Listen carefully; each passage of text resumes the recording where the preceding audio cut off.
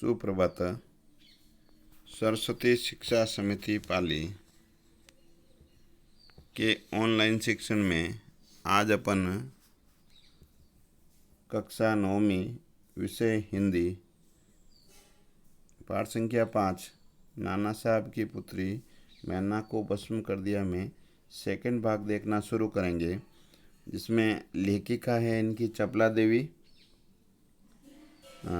कठिन शब्दार्थ है असंभव जो हो न सके। संध्या का मतलब सांझ, मत इन विचार, स्मृति चिन्ह याद रखने योग्य निशानी, सुविशाल बहुत बड़ा, मिट्टी में मिलाना, पूरी तरह से नष्ट करना, दुर्दांत जिसे दबाना कठिन हो, कलंक इन धब्बा, संहार इन विनाश, वृद्धावस्था इन बूढ़ापा, मोहित मुग्ध प्रेमालाप का अर्थ है प्रेम का व्यवहार, स्वच्छ इन साफ, उज्ज्वल इन उजला, भगना अवशिष्ट इन खंडर, प्रसाद इन महल, कराल इन भयंकर, पाषाण हृदय, पत्थर से दिल वाला कठोर। पाठ को पढ़ना शुरू करेंगे। पिछले अध्याय में आपने देखा था है सेनापति है और मैना की बातचीत होती है। उसी समय अब आगे अपन उनके बीच में वो भवन को न गिराने की बात कहती है। अब सेनापति उसी बात को स्वीकार करता है कि मैं तुम्हारे भवन को बचाने का हर संभव प्रयास करूंगा। ऐसे में जब वहाँ पर जनरल आउट्रम पहुँच जाता है और आउट्रम के आने के बाद में वह बिगड़ कर कहता है कि सेनापति है से कहता है कि नाना साहब का महल अभी तक तोप से क्यों नहीं उड़ाया। तो सेनापति है ने विनयपूर्वक कहा कि मैं इसी फिक्र में हूँ कि इस आपसे एक निवेदन करना चाहता हूँ, क्या इस किसी तरह नाना साहब का महल बच सकता है क्या। जब ये बात उनसे पूछता है तो जनरल आउट्रम से उपाय पूछता है तो जनरल आउट्रम बताता है कि गवर्नर जनरल की आज्ञा के बिना ये कार्य संभव नहीं है। तब उसके दिमाग में ये आइडिया आता है और वो कहता है कि ब्रिटिश सरकार नाना साहब से वो अत्यधिक क्रोधित है और इसीलिए ये होना असंभव है। सेनापति है गवर्नर जनरल को तार लिखने का निर्णय करता है और इस तरह जब आउट्रम उसे पूछता है कि आखिर आप ऐसा क्यों चाहते हैं, हम महल को विध्वंस किए बिना और नाना की लड़की को गिरफ्तार किए बिना नहीं छोड़ सकते। तो सेनापति है मन में बड़ा दुखी होता है, वहाँ से चला जाता है। इसके बाद जनरल आउट्रम ने नाना का महल फिर से घेर लिया और महल का फाटक तोड़कर अंग्रेजी सिपाही भीतर घुस गए और मैना को खोजने लगे, किंतु आश्चर्य है कि सारे महल का कोना कोना खोज डाला पर मैना का पता नहीं लगा। उस दिन संध्या के समय लॉर्ड कैनिंग का एक तार आया जिसका आशय यह इस प्रकार से है कि लंदन के मंत्रिमंडल का मत है कि लंदन के मंत्रिमंडल ने डिसीजन किया है, उन्होंने कहा है कि नाना की स्मृति चिन्ह तक मिटा दिया जाए, इसलिए वहाँ की आज्ञा के विरुद्ध कुछ भी नहीं हो सकता। उस क्षण क्रूर जनरल आउट्रम ने की आज्ञा से नाना साहब के सुविशाल इस राज मंदिर को तोप के गोले उसके ऊपर गोले बरसने लगे और 1 घंटे भर में वो महल मिट्टी में मिला दिया गया।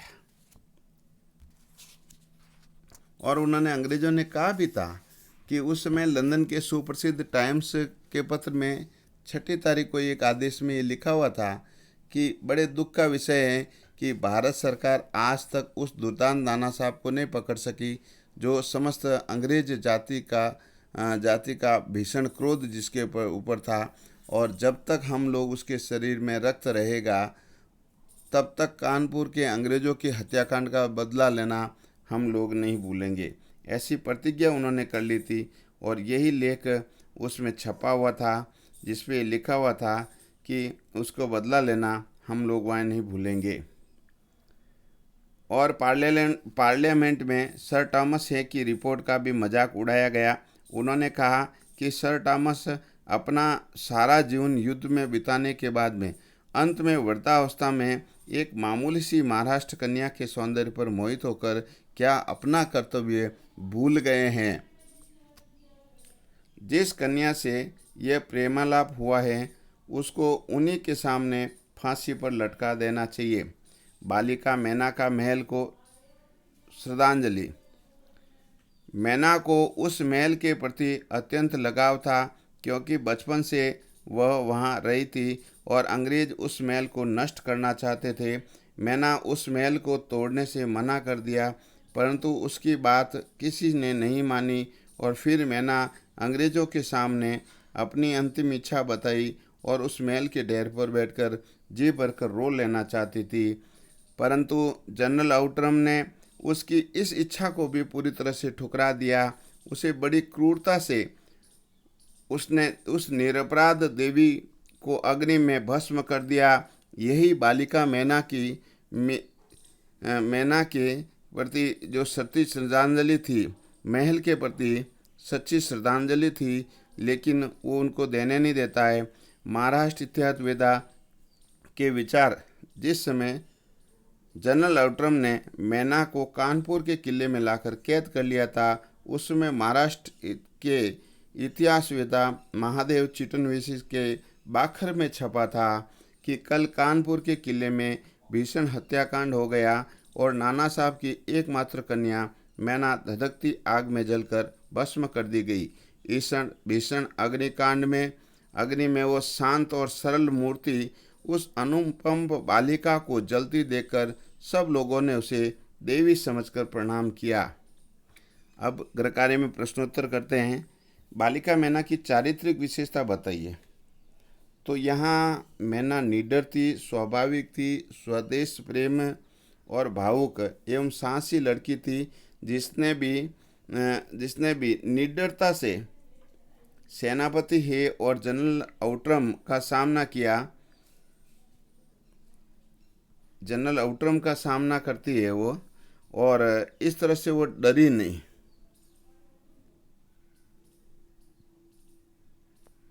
जनरल आउट्रम रहेगा।